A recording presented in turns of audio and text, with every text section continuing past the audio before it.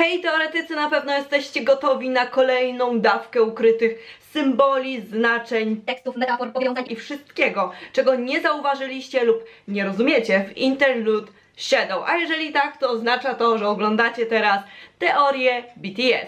Zaczynamy!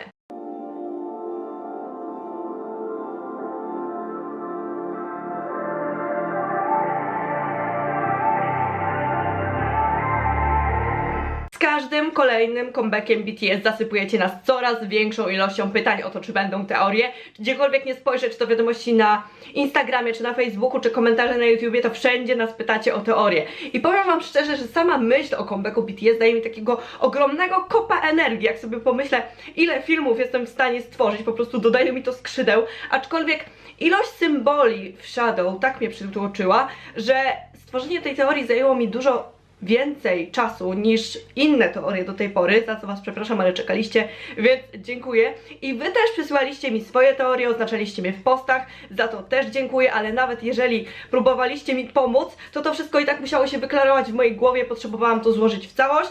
Troszeczkę to potrwało, mimo że w którymś momencie życia powiedziałam, nie zrobię tego, bo nie wiem, nie dam rady, ale skupiłam się i mam nadzieję, że efekt końcowy wam się spodoba. I jak możecie zauważyć, bo ten film istnieje, w końcu zapaliła mi się lampka nad głową i wszystkie puzzle zaczęły do siebie magicznie pasować, więc mam nadzieję, że jednak coś wam się rozjaśni, że uda mi się wyjaśnić pewne kwestie, jeżeli chodzi o Shadow, ale teraz jest chwila dla was, kliknijcie łapki w górę, jeżeli chcecie kolejny film z teoriami. Jak będzie 1500 łapek w górę, to będą kolejne teorie BTS, bo tworząc ten film wymyśliłam jeszcze inne teorie, mam naprawdę sporo myśli i chcę je gdzieś z siebie wyrzucić, bo po prostu za chwilę pęknie mi głowa.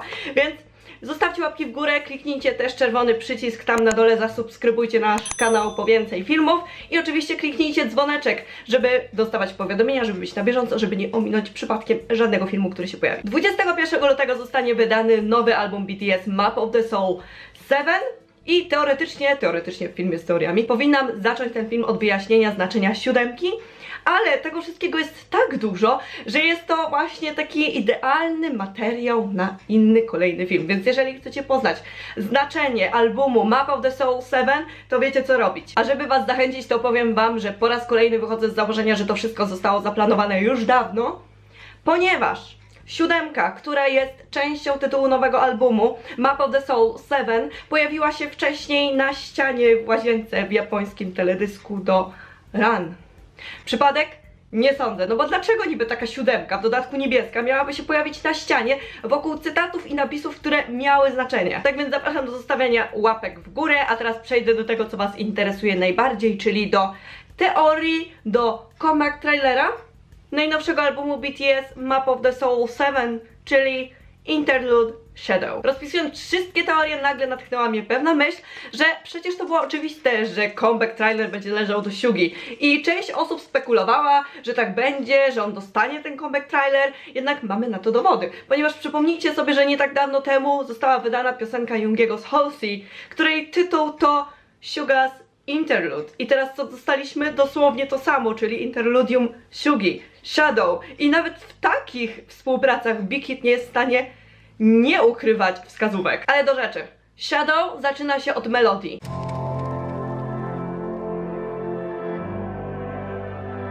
I tę samą melodię, dokładnie taką samą melodię słyszeliśmy już wcześniej w innym comeback trailerze do Oh Are You Late To? Nothing lasts forever. I taki zabieg został już zastosowany przez Big Hit wcześniej, przy okazji wydania poprzedniego albumu, ponieważ początek comeback trailera, czyli początek persony, brzmi tak samo jak początek comeback trailera do School of Affair.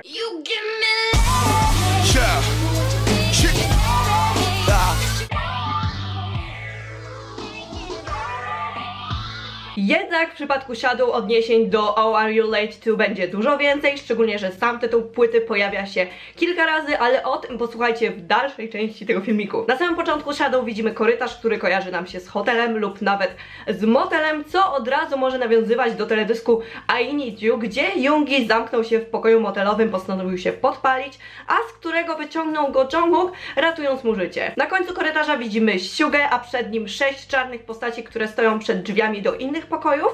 Czarne postacie od razu nam się kojarzą z Not Today i z Mic Dropem, jednak biorąc pod uwagę, że jest ich 6, z Jungim 7, jest to taka sama liczba, ile jest członków BTS i jest to również część tytułu płyty. Widziałam sporo teorii, w których ARMY mówią, że te postacie odzwierciedlają członków BTS i tak też może być, jednak należy na nie spojrzeć jako na cienie, ponieważ właśnie do tego odnosi się cały ten comeback trailer. Drzwi same w sobie mają wiele symbolicznych znaczeń. Są m.in. przejściem pomiędzy dwoma światami, wyznaczają granice pomiędzy nimi, ale też potrafią pokazywać dualizm życia ludzkiego i takie jego aspekty jak światło i ciemność, co idealnie będzie pasować do Shadow. Cofnijmy się jeszcze raz do psychologii Junga, na której bazuje cała seria Map of the Soul BTS.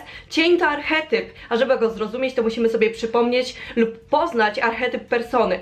Persona natomiast to obraz, który pokazujemy ludziom, gdy chcemy, żeby nas polubili, żeby nas zaakceptowali. Jest to swego rodzaju maska, którą zakładamy, a jeżeli chodzi o maski, to one już wcześniej pojawiły się w twórczości BTS, między innymi Fake Love i w Singularity. Jednak każdy z nas ma w sobie cień, czyli shadow, czyli tą bardziej zdecydowaną, mroczną, czasem wręcz agresywną stronę, która odpowiada za pojawienie się w naszej świadomości, w naszym zachowaniu nieakceptowanych przez społeczeństwo negatywnych uczuć, myśli i działań. Cień nadaje naszej osobowości bardziej otwarty, ognisty i spontaniczny charakter. Odpowiada za to, że jesteśmy w stanie powiedzieć nie w momencie, kiedy coś nam się nie podoba. Nie dajemy się poniżać przez innych i potrafimy kogoś zranić tak samo, jak oni ranią nas.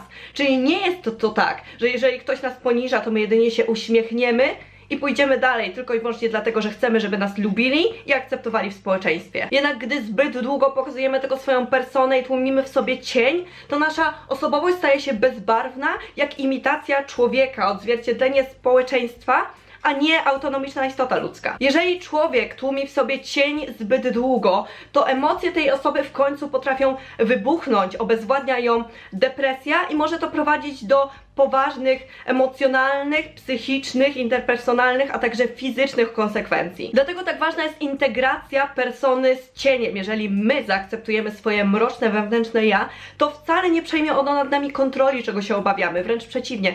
Będziemy w stanie ją kontrolować i w końcu będziemy w stanie też sprzeciwić się, jeżeli coś nam się nie spodoba, a społeczeństwo i tak będzie w stanie nas zaakceptować. I dlatego tyle cieni stoi za drzwiami w comeback trailerze BTS. Jest ich 7, ponieważ każdy z członków BTS ma swój własny cień, a po drugiej stronie drzwi jest ich persona, którą pokazują światu. Jungi, którego widzimy na początku, jest cieniem samego siebie, dopiero później zamienia się w personę i BTS w przeciągu swojej kariery już wiele razy nawiązywało do nakładania masek, do pokazywania się światu takimi, jakich świat chce ich widzieć. Jednak zawsze jest gdzieś tam ta druga strona osobowości skrywana, która czeka, żeby móc się odezwać. W tej scenie widzimy też czerwone plamy na korytarzu, na futrynach drzwi i wielu osobom kojarzyło się to z mięsem, co było dość obrzydliwe. Jednak jest to czerwony wosk oraz nawiązanie do dzieła Anisha Kapura Swayamshu. Tytuł rzeźby jest sanskryckim słowem, oznacza stworzony sam z siebie, jednak w metafizyce i w psychologii termin ten oznacza spontanicznie wytworzony przez siebie lub istnienie samoistne. W przypadku tej rzeźby wosk na samym początku był dużym prostokątnym blokiem, który nabrał swego kształtu, przeciskając się przez kolejne framugi drzwi. Jednak za każdym razem, kiedy przesuwał się przez taką framugę, to na niej zostawał czerwony ślad, tak jak widzimy to w Shadow. Jungi nawiązuje w tekście do tego, czym się stał, nie jest pewien, czy podoba mu się kształt końcowy, jednak jest już za późno, ponieważ przeszedł przez framugę drzwi i otwiera kolejne, za każdym razem zostawiając za sobą cząstkę siebie. Oczywiście może być to nawiązaniem do koncepcji persony i cienia. Idole pokazują nam to, co chcemy widzieć, pokazują nam swoją personę, zostawiają za sobą cień, jednak jeżeli nad tym nie zapanują, to pod koniec uzyskają jedynie imitację samych siebie. Oczywiście podkreślam, że nie twierdzę tutaj, że BTS udaje, że nie są tacy jak nam pokazują, tylko należy pamiętać, że idole też są ludźmi, też mają swoje problemy, swoje ciężkie chwile, często kumulują sobie emocje, ale trwa to tak długo, że potrafią wybuchnąć. Powiem szczerze, że bałam się trochę interpretacji tego teledysku właśnie ze względu na to, że comeback trailer należy do Siugi, a on w przeszłości miał problemy z depresją, miał lęk społeczny. Jest to bardzo drażliwy temat. Bałam się go dotknąć, być może dlatego tak długo mi to zajęło, aczkolwiek uważam teraz, że to właśnie Jungi to ta osoba, która jest w stanie najlepiej wyrazić swoje uczucia w Shadow. Wracając jeszcze do tematu czerwonego wosku na drzwiach, ludzie malowali futryny swoich drzwi na czerwono, żeby uchronić się przed złą energią i jest to nawiązanie do biblijnych plag egipskich, ponieważ żeby uchronić pierworodnego syna przed śmiercią Izraelici mieli wymalować futryny drzwi krwią baranka lub koziołka i w domach, które nie zostały oznaczone krwią, umarł syn pierworodny. I tutaj cytat z Biblii. A gdy ujrzy krew na nadprożu i na obu odrzwiach, ominie Pan te drzwi i nie pozwoli niszczycielowi wejść do domów waszych, aby zadać cios. Więc w tym wypadku krew miałaby powstrzymać cienie przed wejściem w BTS i powstrzymuje je przed ukazaniem tej ciemnej strony osobowości. Po raz kolejny w przypadku BTS widzimy glitche, tylko tym razem na cieniach. Glitch jest błędem, jest usterką, jednak można go tłumaczyć także jako zakłócenie, dziwactwo lub nagłą zmianę, co będzie idealnie się łączyło ze znaczeniem archetypu cienia, ponieważ to właśnie cień jest naszym wewnętrznym dziwactwem i naszą nagłą zmianą. W kolejnej scenie widzimy potłuczone kawałki szkła, które sklejają się w całość, a po jego drugiej stronie jest ten sam hotelowy korytarz, tylko bez cieni, a Yoongi jest ubrany w jasne ubrania, czyli widzimy teraz jego personę, tę drugą stronę osobowości. Szkło ma podwójne znaczenie, reprezentuje zarówno rzeczy delikatne, jak i te trwałe i silne. Może symbolizować niewidzialną ochronę, ale też kruchość i delikatność. Symbolizuje też rzeczy, których jesteśmy świadomi i te, których nie jesteśmy. Szkło w Shadow będzie granicą między personą a cieniem. Ta granica wydaje się twarda, jednak jest też krucha, łatwo ją stłuc, a wtedy wydostanie się na zewnątrz to, co było skrywane w środku, co można w jakimś stopniu porównać do puszki Pandory. Rozbite szkło w Shadow można porównać do lustra. Lustro określane jest jako brama duszy. Reprezentuje naszą podświadomość, pozwala nam spojrzeć w głąb siebie i zobaczyć więcej niż są w stanie zobaczyć inni, co było idealnie ukazane w Fake Love. Rozbite lustro będzie nam się kojarzyć z Reflection Namjoona, ale Yoongi też już się pojawił w podobnej, ponieważ w japońskiej wersji teledysku Doran Suga był w pomieszczeniu z rozbitym lustrem i spoglądał w swoje odbicie. W Shadow również znajduje się scena z lustrami. Yoongi siedzi w pomieszczeniu pełnym luster, każde daje inne jego odbicie, jednak tworzą tę samą osobę i to z kolei może nam się kojarzyć ze sceną Jungkooka z Idol, a sam żyrandol, który widzimy w Shadow, będzie nam się kojarzyć z Blood, Sweat and Tears. Od razu warto zwrócić uwagę na napis na kamizelce Yoongiego, czyli YD250. Jest to prawdopodobnie odniesienie do konkretnego modelu motocyklu Yamaha oraz do czasów predebiutu Yoongiego, bo w Burn the Stage Suga opowiedział historię z czasów swojego predebiutu. Pracował on wtedy jako dostawca i miał wypadek, uderzył w niego samochód, w wyniku czego wybił sobie bark, musiał zrezygnować z tańczenia breakdance i rzucił pracę. Dla Yoongiego przejście przez drzwi oznacza przekroczenie progu kariery i kolejnej etapy, dlatego rozpoczyna swoją historię od czasu predebiutu, mając na sobie kamizelkę z nazwą modelu motocyklu. Następnie wbiega na scenę, jest otoczony przez tłum ludzi z telefonami w dłoniach, co oczywiście nawiązuje do fanów, do ludzi, którzy go obserwują i nagrywają każdy jego ruch. Warto tutaj zauważyć, że tym razem ma na sobie czarną kamizelkę, co od razu będzie nam się kojarzyć z pierwotnym i dosłownym znaczeniem nazwy zespołu BTS, czyli kuloodporni skauci. Suga pokazuje nam kuloodporną wersję siebie, której nie da się zranić. Widzimy twardego rapera, a tak naprawdę w środku kryje się wrażliwa osoba. Podświetlony blok, na którym stoi Suga, kojarzy nam się z tym, na którym siedział Namjoon w personie. On wtedy też był otoczony przez tłum ludzi, jednak nie były to cienie i nie trzymali w dłoniach telefonów. Same telefony będą nam się kojarzyć na przykład z teledyskiem do Fake Love i do sceny z V, który był także otoczony telefonami. Scena, na której widzimy Yoongiego leżącego na podświetlanej podłodze, kojarzy nam się od razu z Blood, Sweat and Tears, gdzie także widzieliśmy Sugę na podobnej podłodze, a nad nim unosił się zielony dym. I warto też zwrócić uwagę na tekst właśnie w tym fragmencie Blood, Sweat and Tears.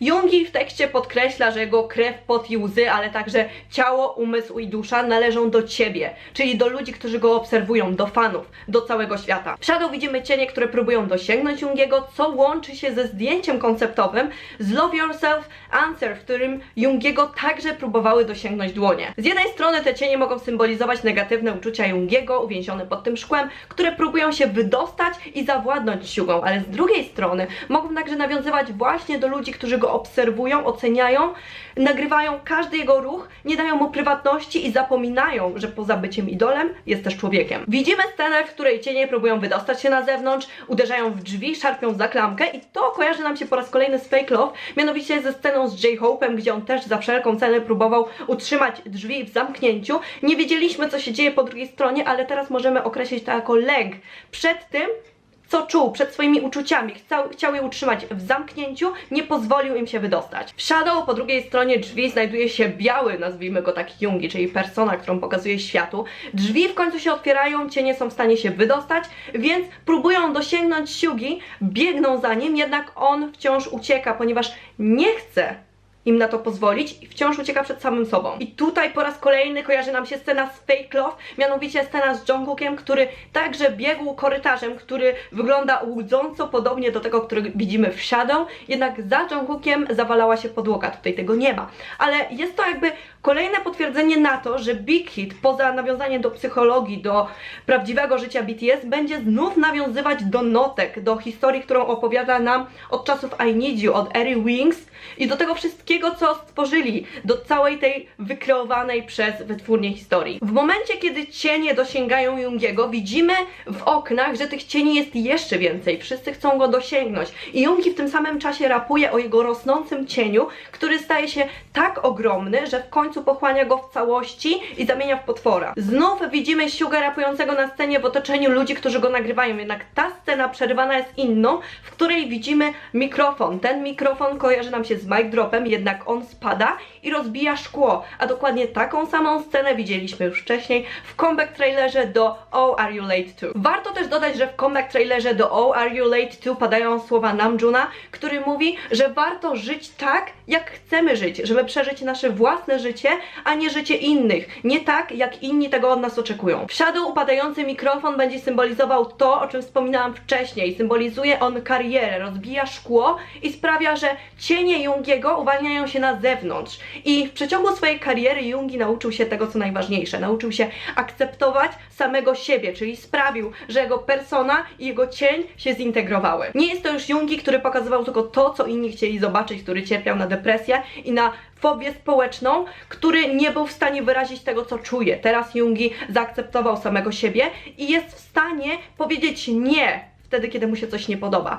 Jest w stanie wyrazić wszystko, co czuje. W Shadow, gdy Jungi stoi na scenie i rapuje, widzimy swego rodzaju rysunki, nazwijmy to tak, które od razu nam się będą kojarzyć z rysunkami na tablicy w Personie czy w No More Dream. I na samym początku widzimy żółto-pomarańczowe skrzydła, które idealnie współgrają z tekstem w tym momencie, kiedy Hyuga rapuje o lataniu wysoko. A skrzydła z kolei będą nam się kojarzyć ze wszystkim, co już widzieliśmy w przeciągu kariery BTS. I skrzydła najlepiej widoczne widzieliśmy w erze Wings, między innymi w Blood, Sweat and Tears. Pojawia się czerwona aureola nad głową Jungiego oraz korona, a także napis Crown obok, co oznacza dosłownie to samo. I nie myślcie tutaj o tytule piosenki TXT, bo to nie o to tutaj chodzi, chociaż tam też pojawiają się podobne motywy i rysunki. W Shadow widzimy też napisy, m.in. Angels live in my heart, czyli anioły żyją w moim sercu, ale widzimy też napis teeth, co oznacza zęby, jednak jest on tak napisany, że pomiędzy T a if jest jeszcze przerwa i możemy tam dopasować to, co jest niżej, co wygląda jak D, w wyniku czego otrzymamy death, czyli śmierć. Są te strzałki, które w moim mniemaniu wyglądają jak znak drogowy, a przynajmniej tak mi się kojarzą, informujący o drodze dwukierunkowej, czego też mogłabym się trzymać, ponieważ jedna strzałka w tym wypadku oznaczałaby karierę Jungiego, który brnie do przodu, ale też cofa się w głąb siebie i akceptuje swoją osobowość. I oczywiście te strzałki, ten znak drogowy to może nawiązywać do korelacji persony z cieniem i to jest niezbędne do prawidłowego funkcjonowania ludzkiego. Podczas wolniejszej partii Hyugi widzimy, jak w hotelu zamykają się drzwi jedne po drugich, a następnie Jungi pokazuje nam swoją ciemniejszą stronę i w tym samym momencie na ekranie pokazują się kolejne rysunki, czy to napisy takie jak Oh Are You Late To, poprzednie logo BTS, albo symbol koreańskiego wona i dolara na ludziach, którzy znajdują się pod sceną. W tłumie stoi też drugi Jungi, który zaczyna rapować wśród nagrywających go ludzi i po raz kolejny jest to nawiązanie do fanów, do ludzi, którzy go obserwują i nagrywają każdy jego ruch. Drugi Jungi wydaje się być cieniem tego, który rapuje na scenie w momencie, kiedy widzimy ich obu. Wokół nich zataczane są koła, które przypominają znak nieskończoności, co będzie oznaczać, że obie strony Jungiego są nierozłączne i będą już na zawsze połączone. Ten znak przypomina również ilustrację z książki Junga Map of the Soul, co jest potwierdzeniem na to, że na scenie mamy personę, a w tłumie jest cień. I to samo możemy też wyczytać w tekście. Jungi rapuje: ja jestem tobą, ty jesteś mną. Są nierozłączni, są jednością i jednym ciałem, mimo że nadal ze sobą kolidują, ponieważ są skrajnie różne. Sam tekst jest potwierdzeniem na to, o czym wspominałam wcześniej. Kariera pomogła Jungiemu zaakceptować samego siebie. Teraz to, co pokazuje, i jego ciemna strona są jednością, mimo że nadal są skrajnie różne i sprzeczne. Sam tekst ma bardzo głębokie przesłanie i polecam się w niego zagłębić. Opowiada o tej stronie bycia idolem, bycia celebrytą, o której nie mamy pojęcia. BTS próbuje nam opowiedzieć o tych uczuciach, które w sobie tłamszą, które lada moment mogą wybuchnąć. Suga w tekście do Shadow mówi, że chce być królem, chce być bogaty, co oczywiście może być też odniesieniem do tekstu z No More Dream.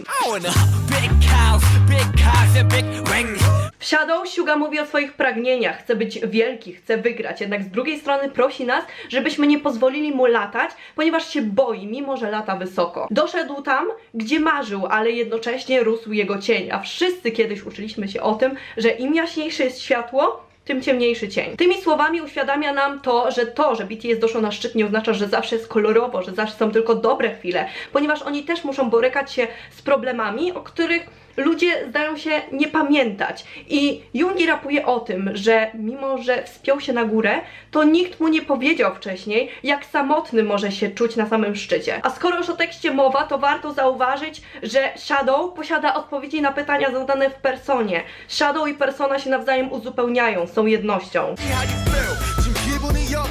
두려워 너가 나는 걔는 무섭지 누군 달리라고 누군 멈춰서라 해 얘는 숲을 보라고 걔는 들고 숲보라 해 아무도 말 안 해줬잖아 여기가 얼마나 외로운지 Where do you wanna go 이제 알겠어 때론 도망이 차선이란 걸 Do you wanna fly Don't let me fly Press it straight Wanna be a rap star I wanna be the top I wanna be a rock star I want it on mine I wanna be rich I wanna be the king I wanna go win I to by było na tyle chyba, jeżeli chodzi o comeback trailer, o teorię do comeback trailera do płyty Map of the Soul 7, czyli Interlude Shadow.